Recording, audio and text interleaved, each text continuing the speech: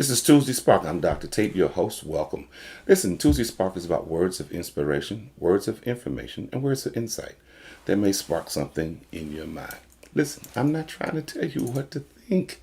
I'm just trying to get you to think. Remember, it only takes a spark to start a fire. So let's spark it up.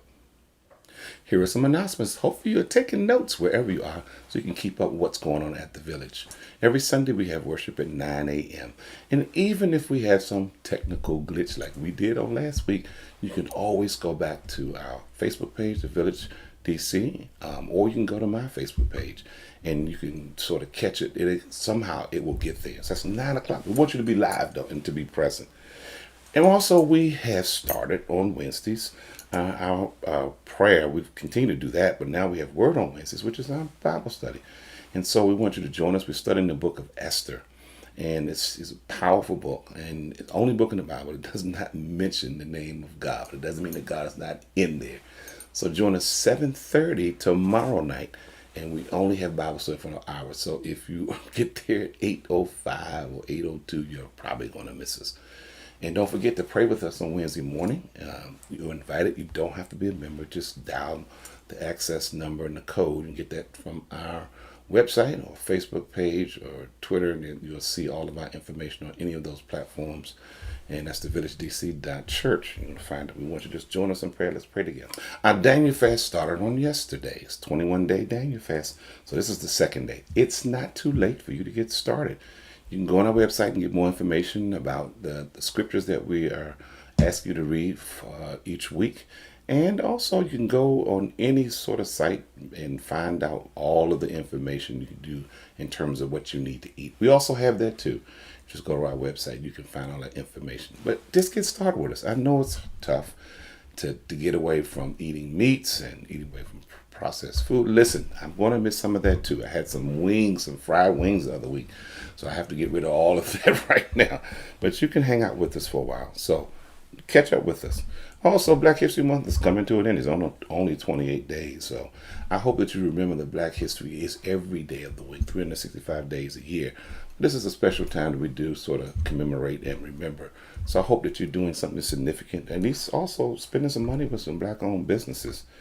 Don't forget, communion will be coming up the 21st of March. And also, we just ask you to prepare for it. We just ask you to be present. We just ask and initiate everybody when you're in worship. And I don't know what church you attend. Maybe you attend the village online. Just be present. Get up, get dressed, wash your face, brush your teeth, and be present. Palm Sunday, man, can you believe it? March the 28th, we'll be at Palm Sunday. So we haven't decided exactly what we're going to do, but we'll let you know next coming week. So here, I want to thank all the members and friends of the village for your support, your prayers, and all of the support you give. We get various assistance from all over the place, and we're so grateful. Thank God for East River Family Strength and Collaboration. Thank God for all of the other groups, Family Success Center at Benning Terrace, and just all the other people who support our church. We just thank you so much. Thank you for giving. Remember, all of your gifts are tax deductible. You can give through Givelify or the Cash App and go to our website.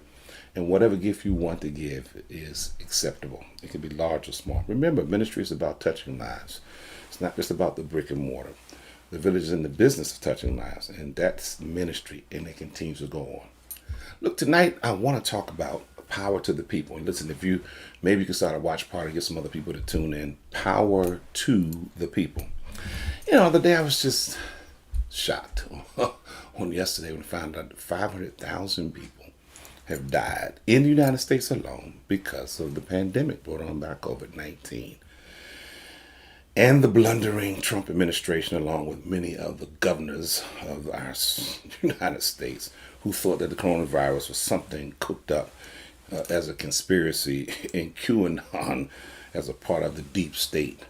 It's very interesting. A lot of people have died. 500,000. Think about that. And think about the lives of people who could have possibly been saved if people would have had the power to convince those who were in power to do the right thing in the first place. So what would America be, or better stated, if the power was truly given to the people? I'm not talking about people running around who are not conscious, people who are running around who are racist, people who are running around who are sexist and classist and all those other things. No, I'm talking about people who really believe in the good of other people.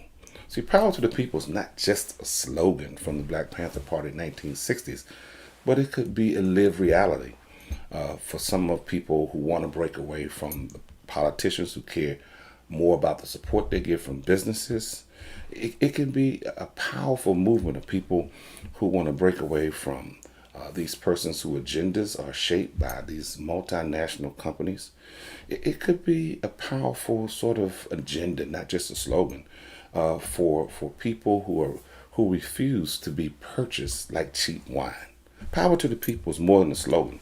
It's a calling of the people who are conscious. That means that you are awake and can see a con from miles away. You know what a con is, don't you? A con can be coming from a politician. A con can be coming from a preacher, a so-called prophet. A con can be coming from a pimp on all levels, because pimps are not just the ones we read about or ones we see in the streets. Sometimes the pimps are in the halls of Congress. Sometimes the pimps are in the place of the Oval Office. Sometimes the pimps are in businesses that, have these persons who are pimping other individuals. That means taking advantage of them. They're pimps everywhere. But the interesting thing, that if we believe that actually we could have this power, we would not be following self-promoting rush folks getting paid to give uninformed, incendiary prognostications passed off as truth. Consider the source. I was always told that when you hear something, consider the source. So in October 1966, Bobby Seale and Huey P. Newton, who had a PhD, founded the Black Panther Party in Oakland, California, for self-defense. And it was a political organization with the slogan, Power to the People. And very interesting how many of us have sort of been taught to believe that the Black Panthers were selling drugs and that they were into illegal activities, which it was a big propaganda thing. They were not. They were really into being pro-black. And let me help you understand something. Pro-black doesn't mean that you're anti-anybody. It just means that you embrace who you are as an individual. And everything, but the Black Panthers, they were about the community, they were about the people. A lot of times people didn't really focus in what they were doing. They were more focused in on their uniforms, on their hairstyles, the guns that they toted. But they didn't pay attention to their 10-point program. They didn't pay attention to how they were giving children free breakfasts. And I'm not talking about where you get some cereal in a bowl with some milk. I'm talking about these breakfasts were cooked meals in the morning. This is where Head Start came from. They never gave the Black Panthers credit for how they started the Head Start program, but all of those ideas was started by the Black Panthers. They also had legal teams and legal aid in the communities and all kinds of other things that they were doing to empower the people. They had a program that wanted to call for the end of police brutality. They wanted jobs and decent housing and quality education. And this was what they were fighting for. Think about J. Edgar Hoover. He used to be head of the FBI. I mean, this guy was just on a crusade to seemingly kill every black leader, whether male or female. He was just had these folks that was under his command, and they launched not so subtle, what they call the counterintelligence attack against any African American group or any group that they thought was a threat to the establishment, from King to the Kennedys to Malcolm X to Marcus Garvey, and certainly to the Black Panthers. So by the time the Black Panthers were dismantled in the 1970s, 28 members of their organization had died, including Fred Hampton, who was only... Well, in the new movie, Judas and the Black Messiah, Fred Hampton's life is portrayed, and it's a wonderful movie. And we sometimes, I think, particularly as African Americans, we're overly critical, or people in general. When someone's showing a movie, it can't capture everything of someone's life, but it gives you enough so you want to go and find out some more. And interesting, do you and I know and recognize the power that we have? How shall we function as individuals or as people, organized to bring about a justice-oriented society, or shall we just keep doing what we've been doing all of long? It's very interesting because the way I saw Fred Hampton and people like him is that they were very interested in bringing about real change. And when he talked about power to the people, he moved from just talking about black people to talking about poor whites and Latinos and others, Native Americans, that we call First Nation people, and bringing those together. And he called it the Rainbow Coalition. You think about it, that's when he became dangerous. He became dangerous like King when King started the Poor People's Campaign and started talking about not just black poor people, but white poor people. So power to the people. I want you to think about that.